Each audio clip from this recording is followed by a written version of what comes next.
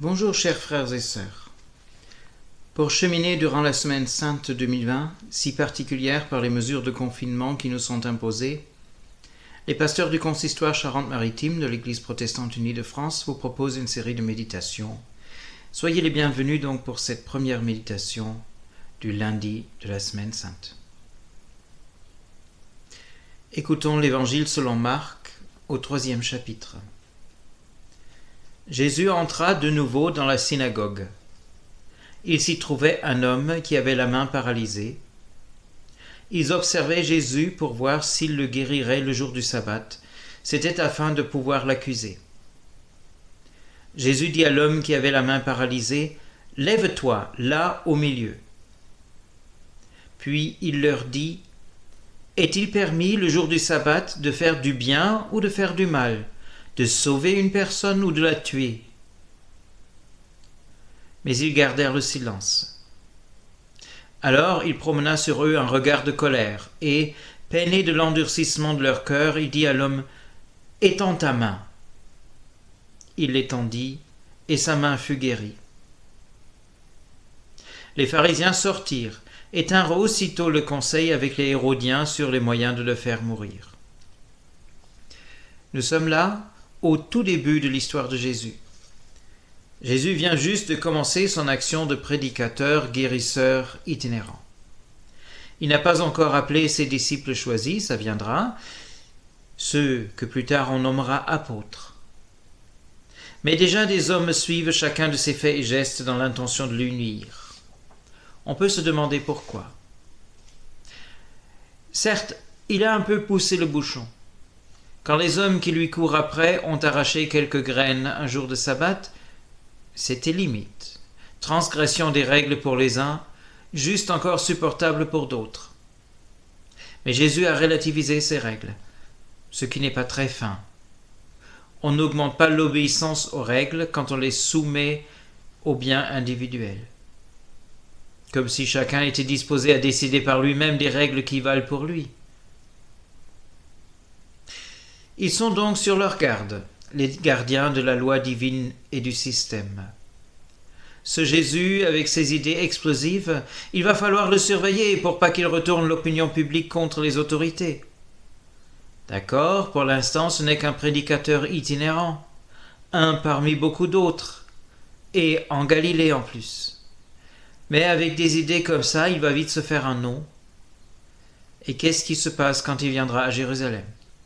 Mieux vaut donc le freiner dès le début. Et Jésus, lui, se décide, ce sabbat-là, de prendre le taureau par les cornes.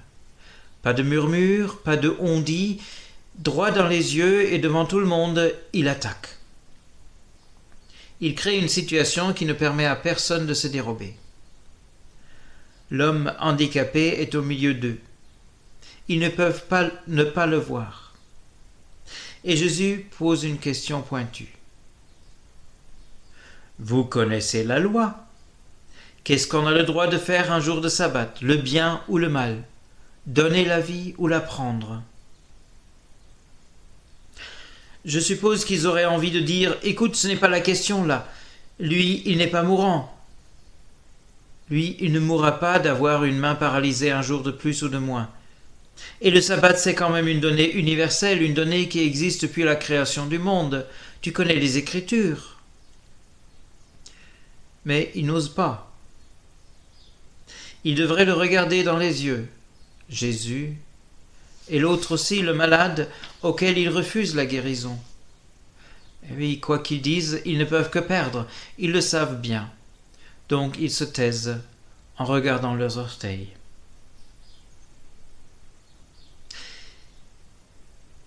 Et Jésus le sait bien, et ça le met en rogne. Ils auraient pu réagir. Ils auraient pu discuter. C'est quand même une des grandes cultures juives de discuter pour trouver une solution qui convient à tout le monde. Mais ils ne disent rien. Rien.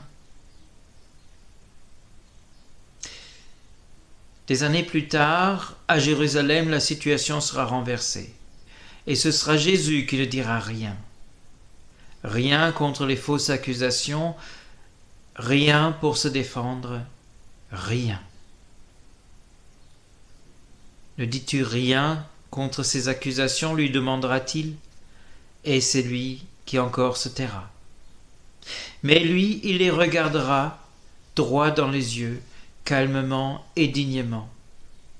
Il ne regardera pas ses pieds. Aujourd'hui, il est pris de colère. Colère contre ces hommes qui tiennent plus à une lecture littérale de la loi qu'à offrir une vie nouvelle à leurs voisins. Colère contre ces hommes qui n'ont même pas le cran de défendre leurs opinions. Et donc il demande à l'homme handicapé de faire un geste de puissance. Étends ton bras. Étends ton bras, dit le psalmiste à Dieu pour lui demander son intervention. Étends ton bras, sauve-moi, et éparpille ceux qui me font du mal. Étends ton bras, dit Jésus, et l'homme étend son bras à la main paralysée. Dieu intervient, la main devient saine. Étends ton bras, tends-le vers Dieu, il te sauve. Oui, l'homme est sauvé et personne n'ose y redire. C'est une victoire triomphante. À condition toutefois de penser que Jésus est venu pour remporter des victoires. Politiquement, c'est une victoire pour lui. Et en même temps, c'est un élément de plus qui fait dire à ses adversaires « il faut que ça cesse ». Eux, ils cherchent à préserver la lettre, là où Jésus fait souffler l'esprit. Eux, ils pensent à leur système, à maintenir ce qui, selon eux, tient le peuple ensemble. Lui, il pense à chacun, à l'individu. Eux, ils dressent des PV. Lui, il tend la main.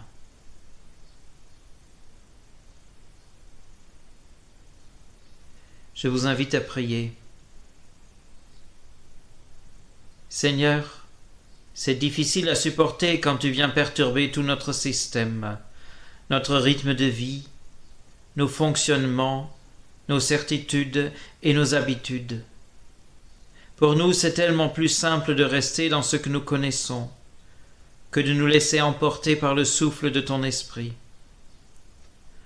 Ouvre toi-même nos cœurs, que le souffle rafraîchissant de ton esprit nous sorte de nos sommeils.